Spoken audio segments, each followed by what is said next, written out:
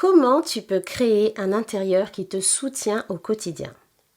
Parce que clairement, ta maison, ce n'est pas simplement 4 murs que tu occupes tout au long de l'année. Et c'est pas non plus un musée que tu décores simplement pour que ce soit beau. Ta maison, elle a une vocation, te soutenir quotidiennement. Mais concrètement, qu'est-ce que ça veut dire? Qu'est-ce que ça veut dire avoir un intérieur qui te soutient? C'est simplement un espace qui t'apporte exactement ce que tu viens y chercher. De la concentration si tu as besoin de travailler.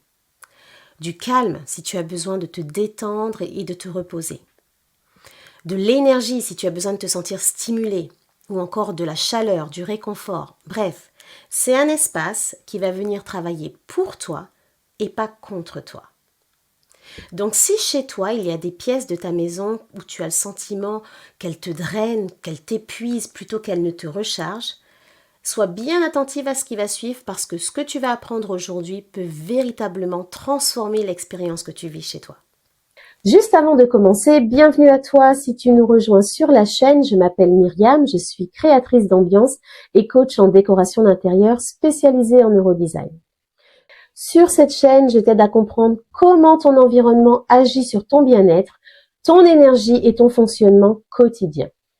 Et je t'explique comment tu peux créer un espace de vie dans lequel tu te sens complètement aligné. Parce qu'un intérieur ne devrait pas seulement être beau, il devrait aussi te soutenir profondément dans ta vie de tous les jours. Donc, maintenant que tu sais ce que c'est qu'un espace qui te soutient, on va voir ensemble de quoi on parle concrètement. Soutenir quoi? Une pièce ou un espace qui te soutient, c'est un espace qui va venir nourrir tes besoins. Et là, je parle de tes besoins essentiels. Et j'en distingue deux, ton besoin fonctionnel et ton besoin émotionnel. D'abord, le besoin fonctionnel, c'est le besoin qui est lié à l'usage de la pièce. Il va venir répondre à la question « Qu'est-ce que je viens chercher dans cette pièce ?» Par exemple, la cuisine. Ton besoin fonctionnel, qu'est-ce que tu as besoin de faire quand tu es dans cette pièce? Peut-être forcément ce sera cuisiner, mais peut-être aussi c'est le lieu où tu fais les devoirs avec les enfants.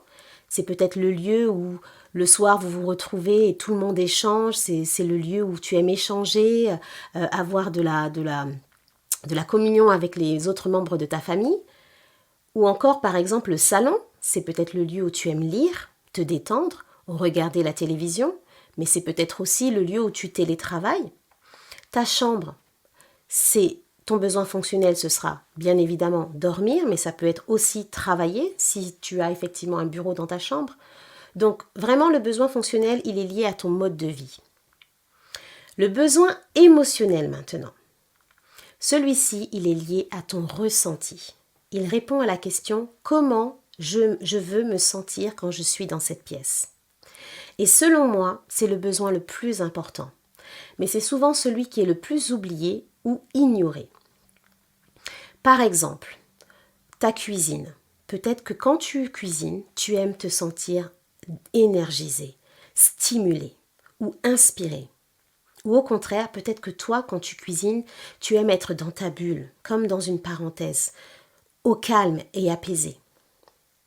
Ou encore, ta chambre. Peut-être que tu aimes te détendre, mais que tu aimes aussi avoir une sensation d'évasion ou vraiment de déconnexion dans ta chambre.